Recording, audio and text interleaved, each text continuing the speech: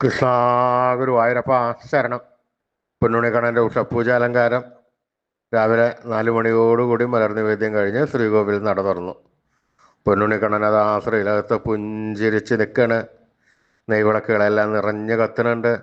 അതിൻ്റെ ശോഭയിൽ പൊന്നുണിക്കണ്ണൻ്റെ പുഞ്ചിരി കാണാൻ എന്താണൊരു ഭംഗിയെന്നറിയോ?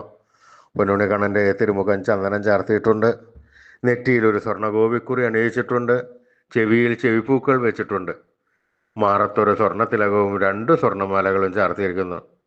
പൊന്നിൻ കിങ്ങിണി കെട്ടി പട്ടുകോണകമെടുത്ത് ഒരു ചുവന്ന പട്ട് ഞൊറിഞ്ഞൊടുത്തിട്ടുണ്ട്. വലത് കൈയിൽ ഓടക്കുഴലുണ്ട്. സ്വർണ്ണ കിരീടം ചാർത്തി കിരീടത്തിന്മേൽ 2 തിരുമുടിമാലകളും 2 വലിയ വനമാലകളും ചാർത്തിയിരിക്കുന്നു. അങ്ങനെ സുന്ദരനായി പുഞ്ചിരിച്ച് നിൽക്കുന്ന സച്ചിദാനന്ദ കട്ടയെയാണ് നട തുറന്ന സമയത്ത് ഭക്തന്മാരെല്ലാവരും കാണുന്നത്. അവർക്കെല്ലാവർക്കും സന്തോഷത്തിൽ ആ പൊന്നുണ്ണിക്കണ്ണൻ്റെ തിരുനാമങ്ങളും ചൊല്ലി ആ കണ്ണൻ്റെ അടുത്തേക്ക് അതാ ഓടി ഓടി ഓടി ഓടിപ്പോണു. ആ പൊന്നുണ്ണിക്കണ്ണൻ്റെ അടുത്തെത്തി ആ സോപാനപ്പടിയിലെത്തി അവിടെ നിന്ന് കണ്ണനെ കൺകുളിർക്കെ കണ്ട് ആ കണ്ണൻ്റെ തൃക്കാൽക്കൽ വീണ് നമസ്കരിക്കണോ, പ്രാർത്ഥിക്കണോ. കണ്ണൻ്റെ അനുഗ്രഹം അവർക്കെല്ലാവർക്കും ഉണ്ടാവണം. ആ സുന്ദര രൂപം നമുക്കും നമ്മുടെ മനസ്സിലേക്കൊന്ന് ആവാഹിച്ചാലോ? എല്ലാവരും നല്ലപോലെ പ്രാർത്ഥിച്ചോളൂ. പൊന്നിന് കിങ്ങിണി കെട്ടി പട്ടുകോണകമെടുത്ത് ഒരു ചുവന്ന പട്ട് ഞൊറിഞ്ഞെടുത്ത് വലുത് കൈയിൽ ഓടക്കുഴലും പിടിച്ച് സർവാഭരണ വിഭൂഷിതനായി നിന്ന് പുഞ്ചിരിക്കുന്ന ആ സച്ചിദാനന്ദ കട്ടയുടെ രൂപം എല്ലാവരും മനസ്സിൽ വിചാരിക്കൂ. നല്ലപോലെ വിചാരിച്ചോളൂ. ആ പൊന്നുണ്ണിക്കണ്ണൻ നമ്മുടെ മനസ്സിൻ്റെ ഉള്ളിലേക്ക് അതാ കയറി വരണു. ആ പൊന്നുണ്ണിക്കണ്ണൻ അവിടെ എത്തിക്കഴിഞ്ഞാൽ ഒന്ന് കൂട്ടിപ്പിടിച്ച് അവിടെ നിർത്തി അവിടെ പ്രതിഷ്ഠിച്ച് ആ കണ്ണനുമായി കുറച്ചു നേരം സംവദിച്ച് ആ കണ്ണനെ ഒന്ന് കൊഞ്ചിച്ച് ഒന്ന് ലാളിച്ച് ഒരു മുത്തം കൊടുത്ത് ആ കണ്ണൻ്റെ തൃക്കാൽക്കൽ വീണ് നമസ്കരിക്കാം, പ്രാർത്ഥിക്കാം.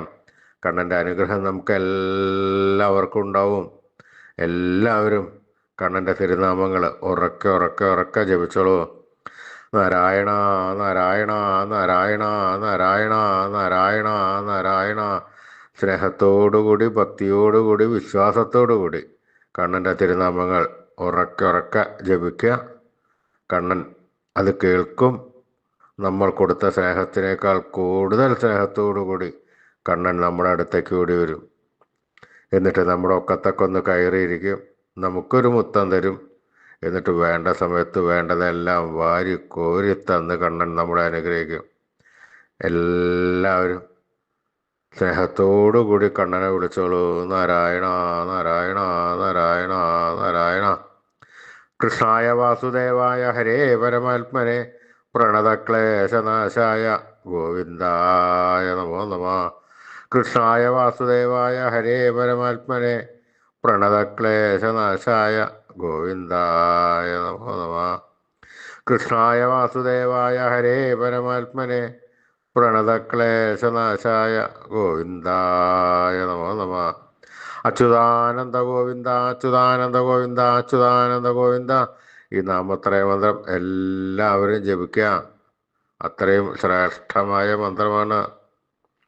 ഈ നാമത്രയ മന്ത്രം ജപിച്ചു കഴിഞ്ഞാൽ നമുക്ക് ആയുരാരോഗ്യ സൗഖ്യം, സർവ്വസമ്പൽ സമൃദ്ധി, സർവ്വ ഐശ്വര്യം, സന്തതി പരമ്പരകൾക്കെല്ലാം ശ്രേയസ് ഉണ്ടാവുന്നതാണ്. ഋഷീശ്വരന്മാർ തലമുറകൾ കൈമാറി തന്ന ഈ അമൂല്യനിധി നമ്മൾ വിട്ടുകളയാൻ പാടില്ല.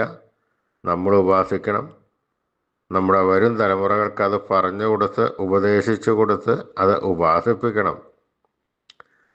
കണ്ണൻ്റെ നാമങ്ങൾ എല്ലാവരും ചെല്ലുക. അതിനേക്കാൾ കൂടുതൽ ഈ നാമത്രയ മന്ത്രം ചെല്ലുക. നമ്മുടെ വരും തലമുറകൾക്ക് ഉപദേശിച്ചു കൊടുക്കണം. എല്ലാവരെയും ഉയർത്തിക്കൊണ്ടുവന്ന് ഭഗവാന്റെ അടുത്തേക്ക് നമുക്ക് എത്തിക്കണം. അതുകൊണ്ട് എല്ലാവരും കണ്ണൻ്റെ നാമത്രയ മന്ത്രം ചൊല്ലിക്കോളൂ. അച്യുതാനന്ദ ഗോവിന്ദ അച്യുതാനന്ദ ഗോവിന്ദ അച്യുതാനന്ദ ഗോവിന്ദ.